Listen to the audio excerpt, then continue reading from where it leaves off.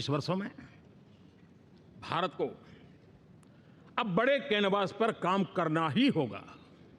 अब हमारे लिए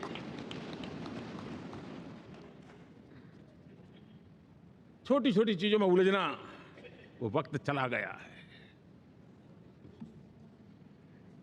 हमें आत्मनिर्भर भारत बनाने के लक्ष्य को सबसे पहले परिपूर्ण करना चाहिए और हमसे शुरुआत होती है, हर नागरिक से शुरुआत होती है।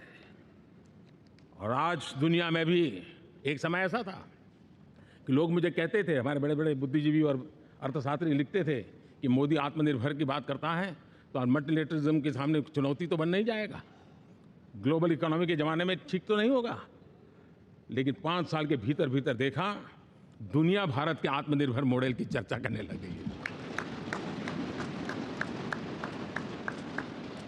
और कौन हिंदुस्तानी नहीं चाहेगा कि डिफेंस सेक्टर में आत्मनिर्भर हो, एनर्जी सेक्टर में हम आत्मनिर्भर हो, एडिबल ऑयल, क्या इस देश को आत्मनिर्भर नहीं होना चाहिए? कृषि प्रधान देश हम कहते हैं, खाने का तेल क्या अब देश बाहर से लाएगा? बहुत समय की मांग है कि हमें आत्मनिर्भर भारत को संकल्प को पूरा करना ये हम सबका दायित्व है। उसमें दल आड़े नहीं आते हैं, सिर्फ दिल चाहिए, देश के लिए चाहिए।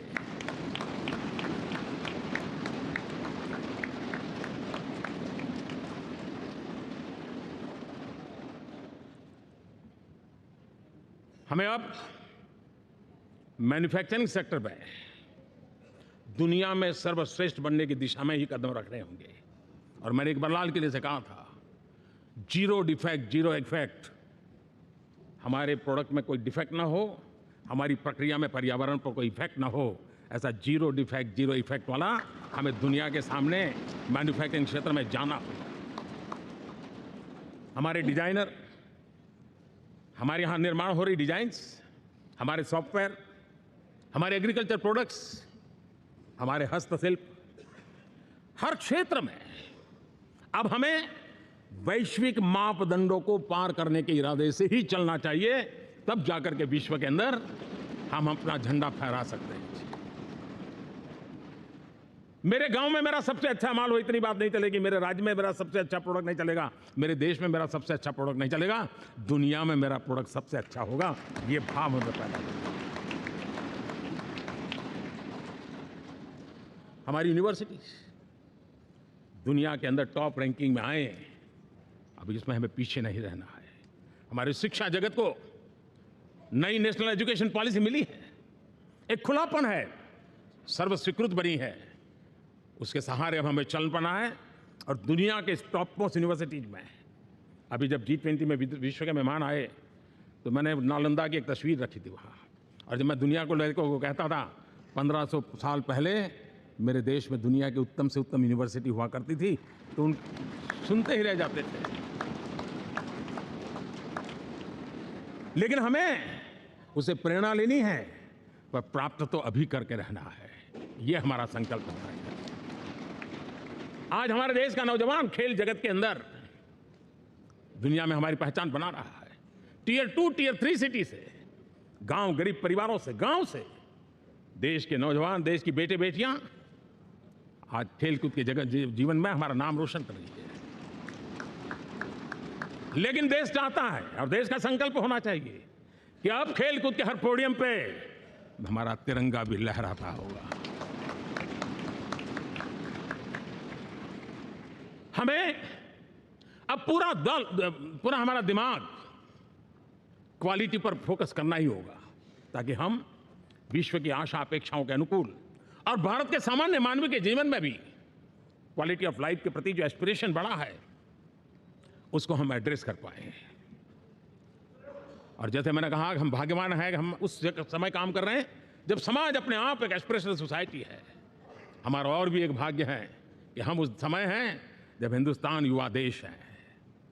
हम दुनिया में सबसे ज्यादा जन आबादी वाला तो देश बने ही हैं, लेकिन सबसे बड़ी आबादी, उसमें भी सबसे युवा, ये पहली बार हुआ है।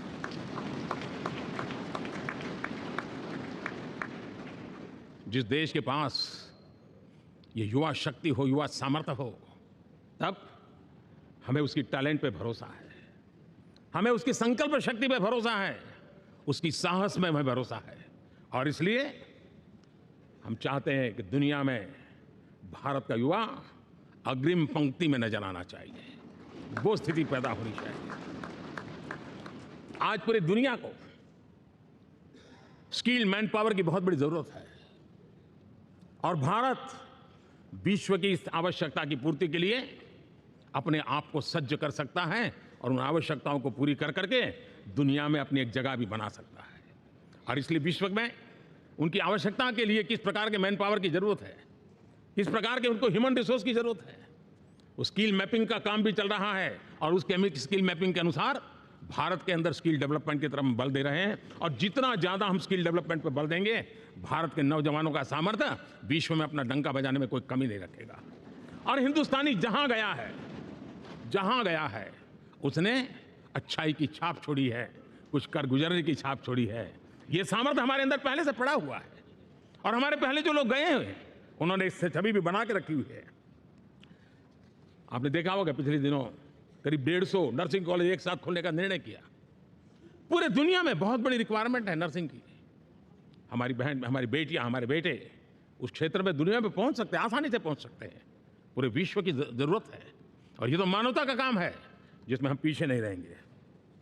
आज मेडिकल कॉलेजेस का इतना व्यापक रूप से निर्माण देश की आवश्यकता तो पूरी करनी ही करनी है, दुनिया की आवश्यकताओं में भी योगदान दे सकते हैं। कहने का तात्पर्य यही है, हर छोटी चीज पर बारीकी से ध्यान देते हुए, उस पर अपना ध्यान केंद्रित करते हुए हमें आगे बढ़ना है। हमें भविष्य के लिए सही समय पर सही फैसले भी लेने होते हैं। हम फैसलों को टाल नहीं सकते हैं। हम राजनीतिक लाभ नुकसान के गणा भागित के भाग के अंदर अपने आप को बंधित नहीं बना सकते हैं। हमें तो देश के एस्पिरेशन के लिए हिम्मत के साथ नए निर्णय करने होते हैं। आज सोलर पावर के सफल मूवमेंट्स हमारी भावी पीढ़ी के लिए एनर्जी क्राइसिस से मुक्ति की गारंटी दे रहा है। आज मिशन हाइड्रोजन आने वाले दिनों में जो एनवायरनमेंट की चिंता है, जो टेक्नोलॉजी में बदलाव आ रहा है, उसके समाधान का रास्ता देने का सामर्थ्य रखती है। आज हमारा सेमीकंडक्टर जिस प्रकार से जीवन चलाने में हमारे हृदय की ज़रूरत रहती है, वैसे ही आज हमारी टेक्नोलॉजी चिप्स के बिना चल नहीं सकती और सेमीकंडक्टर उसके लिए बहुत अनिवार्य हैं। उस दिशा में हम आगे जा करके इलेक्ट्रॉनिक मैन्युफैक्चरिंग में कोई रुकावट ना आए और जीवन कहीं अटक न जाए, उसलिए एक बहुत बड़ी मात्रा में हम काम कर रहे हैं। जल जीवन मिशन, हर जिले में 75 अमृत सरोवर, हमारी भावी पीढ़ी को, हमारे बच्चों को, बच्चे उनको कभी पानी के बिना तरसना न पड़े, इसकी चिंता हम आज कर रहे हैं। विश्व के बाजार में हमारा हर व्यापार कारोबार पहुंचे, कॉम्पिटिटिव ताकत के साथ खड़ा रहे, लॉजिस्टिक सिस्टम को और अधिक कम खर्च वाला बनाना, एफिशिएंट बनाना, उस दिशा में हम बहुत नीतियां लेकर के चल रहे हैं। आज समय की मांग है कि भारत का एक ऐसा भारत का हम निर्माण करें। नॉलेज, इनोवेशन, ये समय की मांग है और दुनिया में हमें अग्रिम पंक्ति में जाने का ये रास्ता भी है। और इसलिए पिछले हमने समय नेशनल एजुकेशन पॉलिसी के साथ साथ टेक्नोलॉजी के बढ़ावे के लिए हमने रिसर्च और इनोवेशन का एक कानून भी पारित किया है, ताकि हमारे देश के नौजवानों को इस इनोवेशन के और चंद्रयान 3 की सफलता के बाद देश के नौजवानों के मन में विज्ञान की तरफ आकर्षण बढ़ रहा है। हमें मौका गंवाना नहीं है। हमारी युवा पीढ़ी को हमने रिसर्च और इनोवेशन के लिए पूरे अवसर देने हैं और इस इकोसिस्टम को बनाने के लिए हमने एक उज्जवल भविष्य के निर्माण की नींव रखी है। आदरणीय बंधुगण, सामाजिक न्याय ये हमारी पहली शर्त है। बिना सामाजिक न्याय, बिना संतुलन, बिना समभाव, बिना समत्व हम इच्छित परिणामों को घर के भीतर प्राप्त नहीं कर सकते हैं। लेकिन सामाजिक न्याय की चर्चा बहुत सीमित बन के रह गई। हमें उसको व्यापक रूप में देखना होगा। हम किसी गरीब को कोई सुविधा दें, किसी समाज में दबे कुचले व्यक्ति को कोई सुविधा दें, वो तो सामाजिक न्याय की एक प्रक्रिया है। लेकिन उसके घर तक पक्की सड़क बन जाए ना, वो भी सामाजिक न्याय के लिए उसको मजबूती देती है। उसके घर के नज़दीक में बच्चों के लिए अगर स्कूल खुल जाए तो वो भी उसको सामाजिक न्याय की मजबूती देती हैं। उसको बिना खर्च अगर आरोग्य में समय की ज़रूरत पड़े वो मिले, तब जाकर के सामाजिक न्याय की मजबूती मिलती है। और इसलिए जिस प्रकार से समाज व्यवस्था में सामाजिक न्याय जरूरत है, वैसा ही राष्ट्र व्यवस्था में सामाजिक न्याय की आवश्यकता है। अब देश का कोई हिस्सा पीछे रह जाए, अविकसित रह जाए, ये भी सामाजिक न्याय के खिलाफ है। दुर्भाग्य से देश का पूर्वी इलाका, भारत का पूर्वी भाग, जो समृद्धि से भरा हुआ है, लेकिन वहां के नौजवानों को रोजगार के लिए दूसरे इलाके में जाना पड़ रहा है। ये स्थिति हमें बदलनी है। हमारे देश के उस पूर्वी भाग को, इलाका को समृद्ध बना करके सामाजिक न्याय की मजबूती भी हमने देनी है। असंतुलित विकास, शरीर कितना भी स्वस्थ क्यों न हो, लेकिन एक उंगली को भी अगर लकवा मार गया है तो शरीर स्वस्थ नहीं माना जाता है।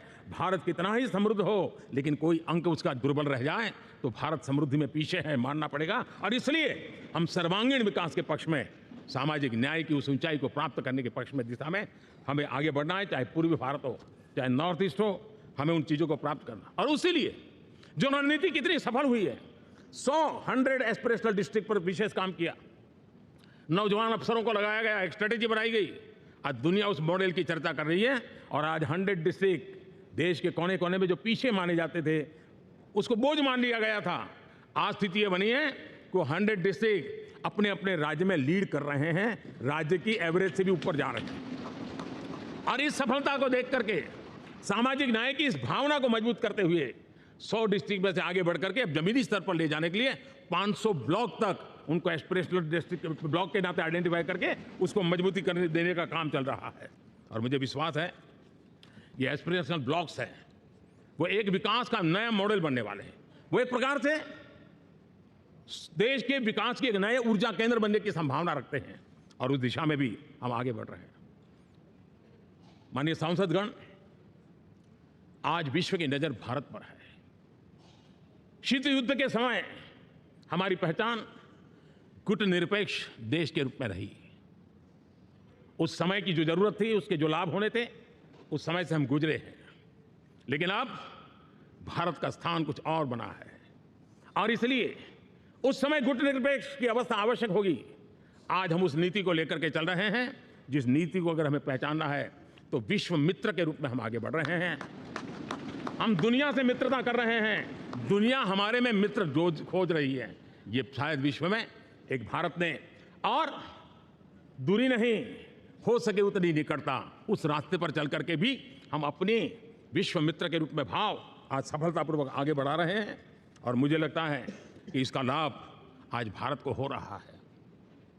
भारत आज दुनिया के लिए एक स्टेबल सप्लाई चेन के रूप में उभर रहा है और आज विश्व की ये जरूरत है। और उस आवश्यकता की पूर्ति करने का काम G20 में भारत ग्लोबल साउथ के आवाज बनकर के उभरा है। ये बीज G20 समिट में जो बीज बोया गया है, मेरे देशवासी आने वाले समय देखेंगे कि वो ऐसा वटवृक्ष बनने वाला है, ऐसा वटवृक्ष बनने वाला है, विश्वास का ऐसा वटवृक्ष बनने वाला है, जिसकी साया में आने वाली पीढ़ियां सदियों तक एक गर्व के साथ अपना सीना तान करके खड़ी रहेगी। ये मुझे विश्वास है। इस G20 में एक बहुत बड़ा काम हमने किया है, बायोफ्यूल अलायंस का। हम विश्व के नेतृत्व करते रहे, दिशा दे रहे हैं और विश्व को बायोफ्यूल अलायंस में दुनिया के सभी देश देखते ही देखते उसकी सदस्यता ले रहे थे और एक बहुत बड़ा आंदोलन खड़ा होने जा रहा है और जिसका नेतृत्व ये हमारा भारत कर रहा है। छोटे छोटे महाद्वीप, उनके साथ भी आर्थिक कॉरिडोर बनाने की दिशा में हमने बड़ी मजबूती के साथ कदम उठाए हैं। आदरणीय बंधुगण, आदरणीय उपराष्ट्रपति जी, आदरणीय स्पीकर महोदय, आज हम यहाँ से विदाई लेकर के नए भवन में जा रहे हैं, संसद के नए भवन में बैठने वाले हैं और ये शुभ है, गणेश चतुर्थी के दिन बैठ रहे हैं।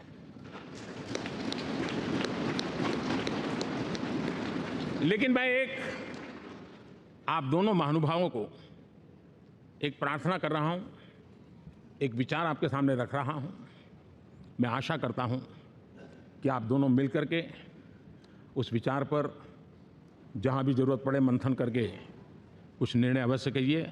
और मेरी प्रार्थना है, मेरा सुझाव है कि अब हम जब नए सदन में जा रहे हैं तब इसकी गरिमा कभी भी कम नहीं होनी चाहिए।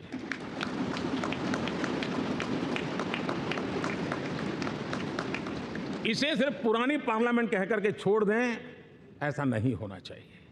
और इसलिए मेरी प्रार्थना है कि भविष्य में अगर आप सहमति दें दोनों महानुभाव, तो इसको संविधान सदन के रूप में जाना जाए।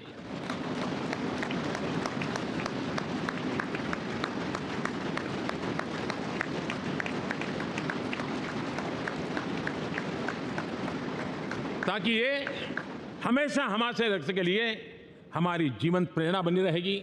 और जब संविधान सदन कहेंगे तब उन महापुरुषों का याद भी उसके साथ जुड़ जाएगी जो कभी संविधान सभा में यहाँ बैठा करते थे, गणमान्य महापुरुष बैठा करते थे। और इसलिए भावी पीढ़ी को ये तोहफा भी देने का अवसर हमें जाने नहीं देना चाहिए। मैं फिर एक बार इस पवित्र भूमि को प्रणाम करता हूँ। यहाँ पर जो तपस्या हुई है, जन कल्याण के लिए संकल्प हुए हैं, इसको परिपूर्ण करने के लिए 7 दशक से भी अधिक समय से जो पुरुषार्थ हुआ है, उन सबको प्रणाम करते हुए मैं मेरी वाणी को विराम देता हूं और नए सदन के लिए आप सबको शुभकामनाएं देता हूं। बहुत बहुत धन्यवाद।